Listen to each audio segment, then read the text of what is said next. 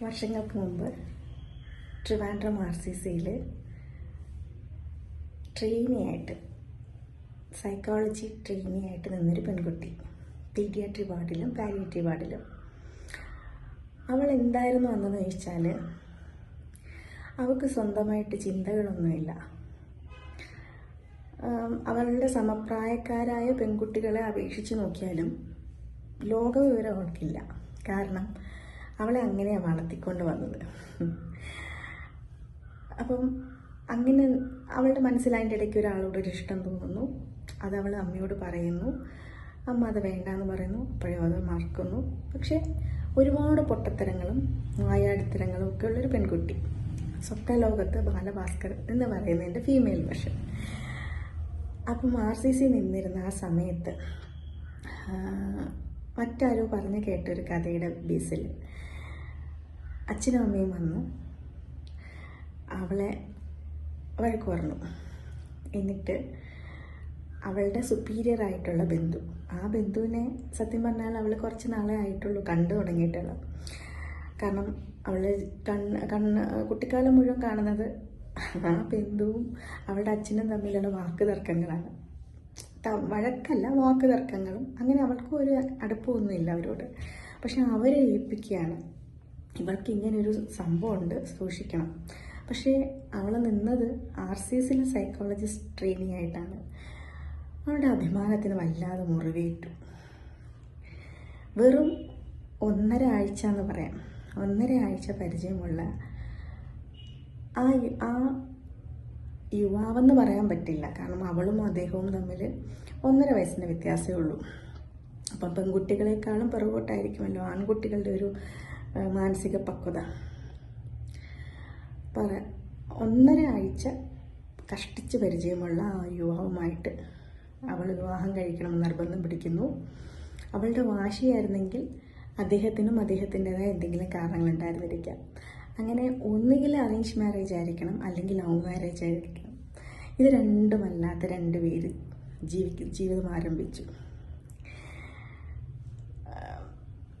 Materialistic ആയിട്ടുള്ള കാര്യങ്ങൾ കൊണ്ട് അവൾ എന്നും ധനിക തന്നെയായിരുന്നു. കാരണം അവളുടെ അച്ഛനും അമ്മയും ചിന്തകളിലാണ് തടസ്സം. ചിന്തകൾ കൊണ്ടാണ് അവൾ വളരെ ധനികയല്ലായിരുന്നത്. ഭക്ഷണവും മറ്റു കാര്യങ്ങളിലൊക്കെ അവളെന്നും അവളുടെ അച്ഛനമ്മമാരോട് കടപ്പെട്ടിരിക്കുന്നു.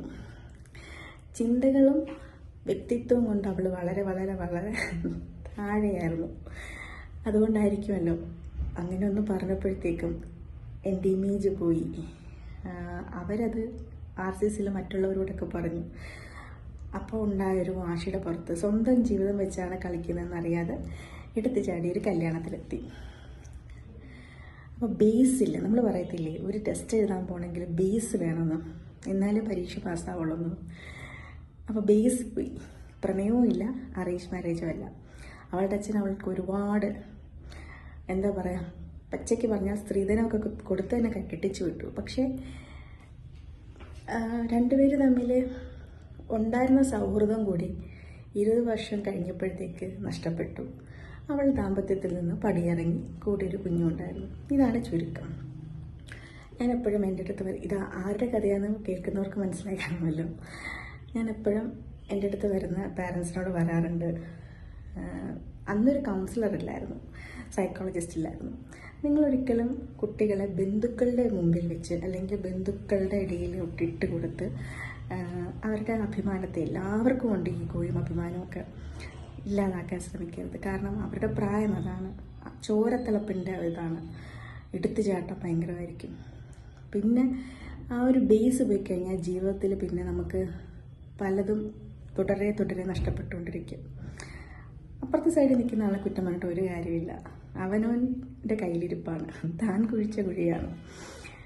അപ്പോൾ എനിക്ക് എൻ്റെ പേരൻസിനോട്, എൻ്റെ സുഹൃത്തുക്കളായ പേരൻസിനോടൊക്കെ പറയാനുള്ളത്, എൻ്റെ അച്ഛനമ്മയും വളരെ നല്ല പേരൻസ് തന്നെയാണ്.